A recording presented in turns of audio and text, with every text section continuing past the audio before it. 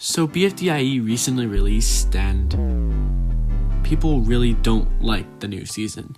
I mean, for the 100th episode of the show and 16th anniversary, I understand the problem, but honestly, looking at it from a different angle, I see why it was chosen to fit this role.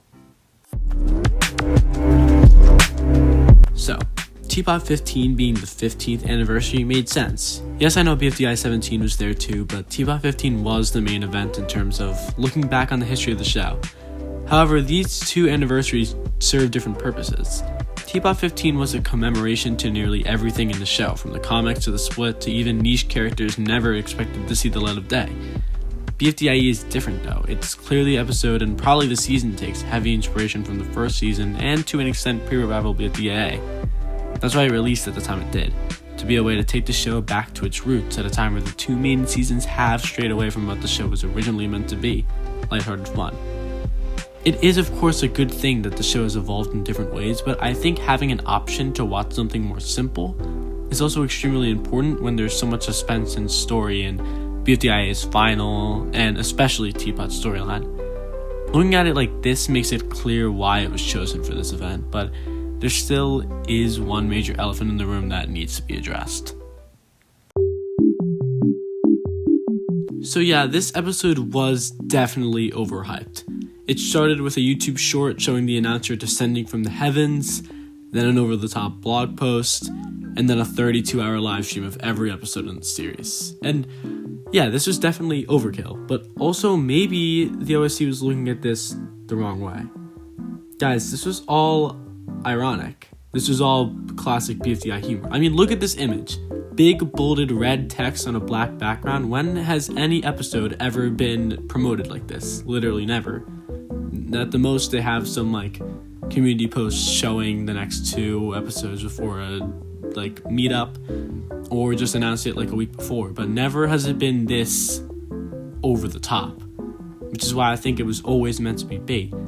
It is perfect timing too, considering Teapot 21 had the potential to be Pencil's time traveling shenanigans, only for it to be a brand new season release instead. I think that the producers of the show figured people would be shocked and excited when the reveal of an entirely new season being the next episode instead of Teapot 21 happened. However, the community took a pretty bad turn in the opposite direction. Looking back at everything, I think overhyping something so much should have been a hint that it wasn't something crazy. But this does also show a more unfortunate topic, that being the OSC's reaction to everything. So yeah, this release highlights a pretty big and growing problem in the OSC. We've seriously gotten way too greedy. I mean, let's have a little thinking exercise. Imagine if something like BFDIE 24 came out. What would have really happened? Well, first off, needle versus tennis ball, people would have definitely complained about the elimination. People definitely will complain about the elimination. Secondly, people who wanted Teapot 21, which seems to be the majority, or people who wanted IDFB 2 as a grand return, would be upset that BFDIE 24 is coming out, especially so soon after BFDIE 23, which yes is a month, but most of the time the episodes do alternate. And also, Teapot hasn't had an episode in 2 months, which is too long for most people nowadays. Overall, no matter what released, it would have been divisive. No matter Teapot, BFDIE, IDFB, or this, most people would have been upset. But at the end of the day, I think people have to realize that humans are making the show.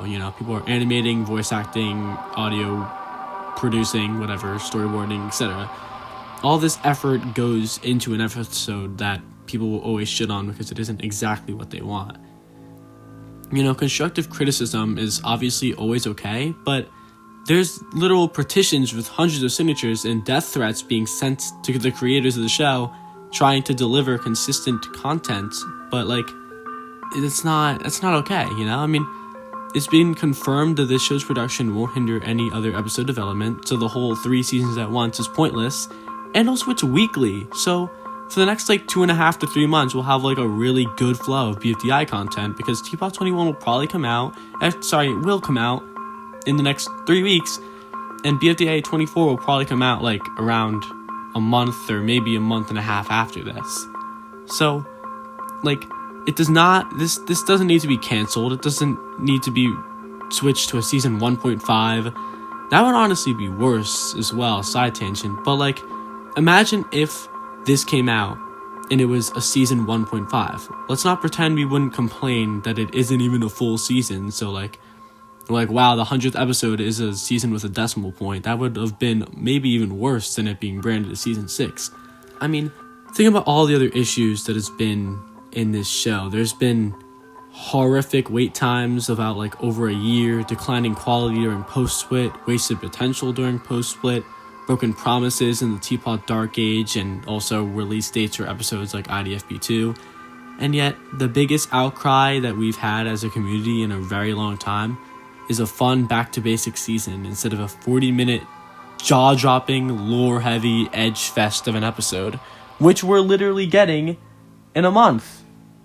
Whew, alright, that got a little negative there, but I'm just really upset about the reaction of the show, especially when it has so much potential. Huh? Most people don't actually know the potential the show has? And I'm already making a video on it? Yeah, I am. What an astounding observation. Thank you. You know, I could probably spread the word. So if anyone wants to correct me, please go ahead in the comments, but I've heard the entire show is already written due to the lack of voting being necessary in between episodes, which means every possible plotline that they want to make is able to be properly fleshed out because you don't need to worry about an integral character being eliminated, which is honestly one of the main problems with BFDIE as a whole, and why other shows like Inanimate Insanity have switched away from viewer voting so they can have their stories and tell them how they want. And I think that it's very important here because people seem to be treating episode 1 like how every character will act all season. I feel like most people think it's just going to be like a slot fest show where nothing happens, but realistically, considering the writers are producing the season, they probably have some ideas for characters, even if they're more basic than something like the 1 storyline. I'm sure they're cooking some interesting dynamics because they've already teased some in episode 1. I'll run through the list of the ones that I've seen. I don't think there's any more currently, but yeah, let me just show you what I found.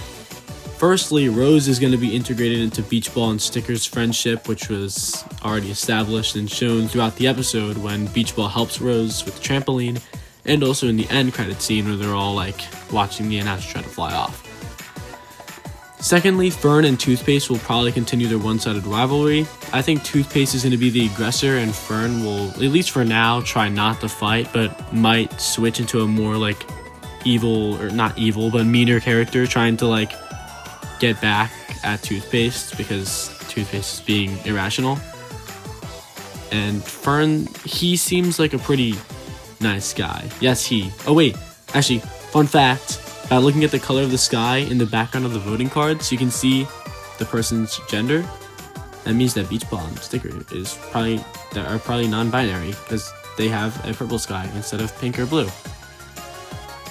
Anyways, Ruler and Jammy also have their boss-servant relationship, which will actually be utilized in the coming episodes. And finally, Money might be upset or find a new friend after Hot Dog's elimination, considering they were close. As I stated previously, BFDIE is weekly, which means we'll get much more content throughout the next 3 months, and by doing some rough calculations, we can see about how much time we'll have with these characters. I'm gonna lowball it just so that everyone can see the potential. So, assuming every future episode is 7 minutes long, which is already shorter than this one, there are no rejoins, no debuts, and no non-competition episodes, we're gonna have roughly an hour and 20 minutes in the span of 11 episodes.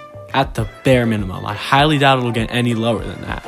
And that's a lot of time to make a fun season, and that's also another hour plus of content within the next 2.5 months, which is like, that's crazy. Because it isn't just one episode, it's like going to be drip fed, so it's like a pretty good amount of stuff to be watching. I'm honestly really happy about that. I mean, for reference, BFDIE pre-hiatus was great and it was around that length, and some even argue that that's like better than post-revival, at least half the episodes of post-revival. I mean, with proper care, this season could rank above BFDI, pre-revival BFDIA, IDFB for now, and post-split. Definitely post-split. And that's like third or fourth place, which is technically mid, but perfection is impossible compared to pre-split and teapot. So I'll take that, honestly. And I also think that there's a very real possibility of a BFDIE, since this is meant to be watched after teapot. That's why they're not placing it in between season 1 and season 2 in the actual like all episodes playlist, because this is season 6. They are not ordering it by like chronological like we thought. The only reason that season 2 is there is because it's season 2. So like, if this is meant to be watched after teapot, then that means there's a very real chance that they continue doing BFDIE as like a side branch for a while. You know, teapot could be followed by a small lighthearted break, and then a finals like season 8 or 7 of BFDIE doesn't happen, which could be a nice like gap, seen as, you know, there's no doubt that like teapot's ending is gonna be like crazy, you know, it's gonna be what everyone's wanting and like this crazy thing. So I think it makes sense to have a little break after teapot for a while, for a solid like 2 hours, and then loop back to our now contestants, maybe even mixing some of these guys in for a final like season 8, which I would like to be an underdog season. That's just me personally, but you know, I think that makes sense. I think that's probably what they're gonna do. At the very least, this season is a break, but it would be weird if they just kept it as like a small little like hour thing and then just like continue. I know it's not the end. I'm not gonna pretend that this is the end of the show, because it's definitely not. There's no way they end it off like this. I've low-key run out of things to say, so I'm gonna end the video here. But yeah, I like BFDIE. I think that it deserves more of a chance than what people are giving it, and I hope that people start liking it more the more episodes come out. So, goodbye, and thanks for watching.